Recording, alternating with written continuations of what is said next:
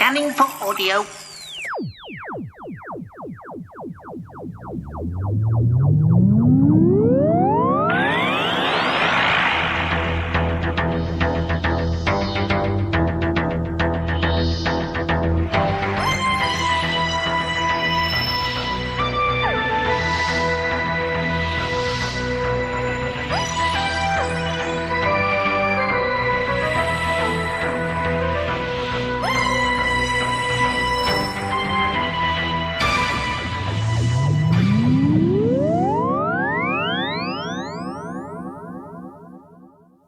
Welcome once again to another Tin Dog podcast.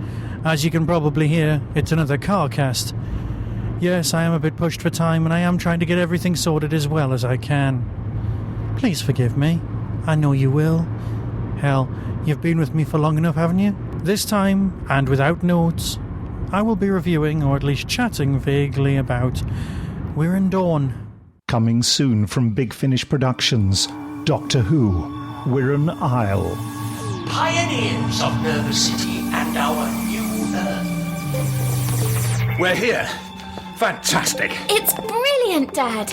As Nerva City strains to provide shelter and food to our population. This is Flip and the Doctor. And you'll find we're charming company when you're not pointing guns at us, that is. Nerva City has reluctantly made transmats one way only. You really don't know anything, do you? Just travelling through. I'm afraid this isn't food. Nonsense. It's perfectly good and natural. I'm serious. It's Wirrn mucus. Can you come home now? I've been good. I promise. I thank you for the sacrifices I know you will continue to make. You don't think I can leave anyone else to die in the loch, do you? Anyone else? What do you mean? Doctor?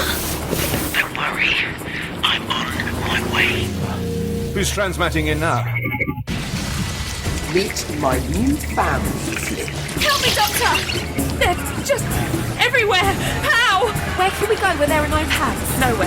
The pads are everywhere, everywhere. We're finished. Nerva City is finished. Mankind is finished. Subscribers get more at bigfinish.com. The last of Colin Baker's 3 mini-series. Well, it's not exactly a mini-series, it's just 3 stories with the Colin Baker all shoved together. Again, Flip's still his companion.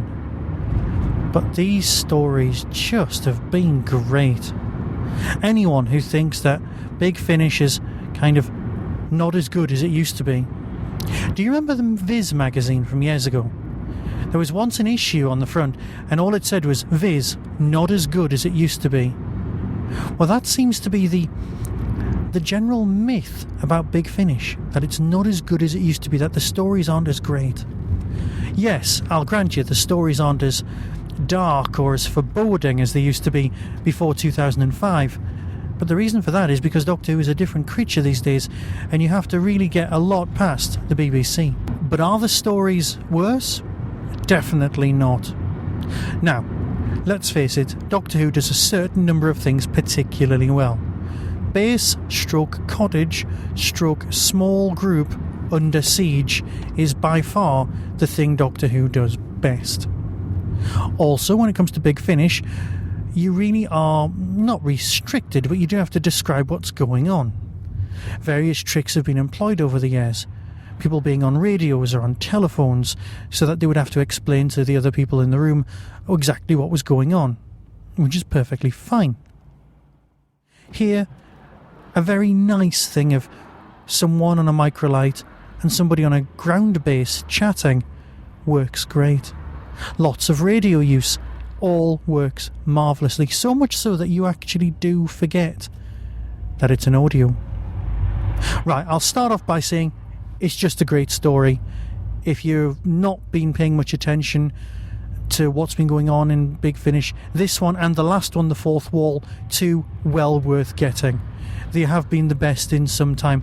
I'd actually say this one and The Fourth Wall have been the best since Death in the Family. And that's quite a brave thing to say when it comes to how good Death in the Family was. Now, narrative-wise, what it's about. Well, you've already heard the trailer. But the basic plot is it's set several decades after the events of Ark in Space. Now, the Wirrn themselves are perfect for audio, because in real life they look a bit rubbish. You can't see them ever coming back to Doctor Who the TV series. Because let's face it, they kind of lumber and they look a bit Gravis-like. They're a bit wibbly wobbly, fall over, plunder, plummet kind of things. They're not brilliant. But the concept behind them really is. You see, there's a history of Doctor Who doing things before other people got there. For example, there's this apocryphal story about the American TV company trying to sue Doctor Who for the Cybermen because they had the Borg. Now, I'm guessing that's not a real story because no one would be that stupid. But it's that kind of thing. And when it comes to monsters seen later, the Wirrn are Doctor Who's version of Alien. They plant their eggs inside people. They take the DNA and, well, in this case, personality from the person that they've infected, thus allowing an audio version where someone can talk particularly well. The Wirrn are creatures, they are insects, they are the alien. They are relentless, they are unstoppable, and they are interested only in survival. Sounds familiar? The only thing missing is acid for blood. And yet in many respects, they're actually better. Because like I said, the Wirrn take on the DNA.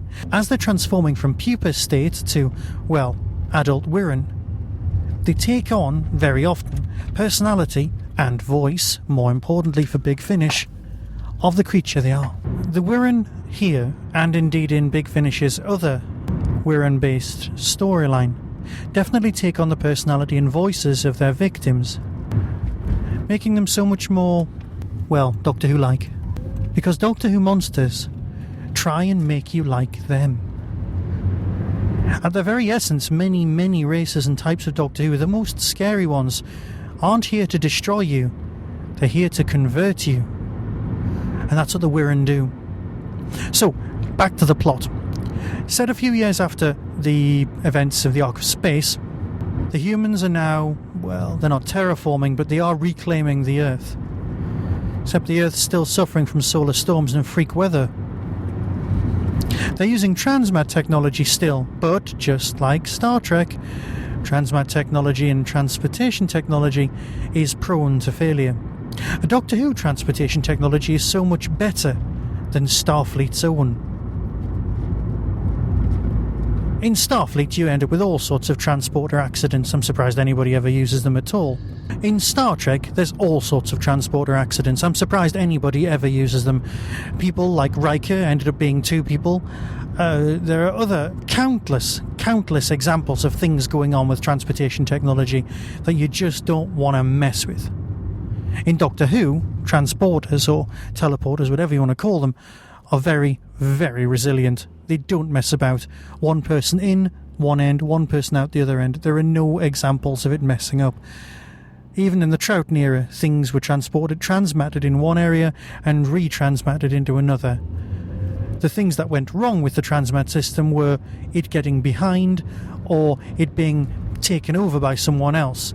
The actual act of transporting from one place to another has never, ever been gone into in Doctor Who. Until now. Some guy messes with the transmat system in order to try and cleanse DNA, which sounds particularly Aryan, and that's not what it's about. What it is about is rescuing his long-lost son. I don't really want to go into any more depth than that, because it will spoil it. Basically, it's an extremely good base under siege story, with global consequences. The small battles made huge. It's a very, very Sixth Doctor story, and yet it feels so right being the Wirrn and being on Earth. I, for one, completely recommend this. It's dark, it's brooding, it's tremendously well acted. The people in this are really putting on a major performance. So yes, it's a great story, and I recommend it. So until next time, where hopefully I won't be talking in a car, Be seeing you.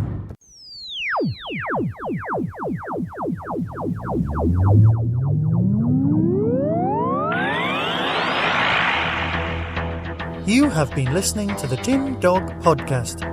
Doctor Who and its associated shows are all trademark of the BBC. No infringement is intended. Contact us at tin-dog@hotmail.co.uk.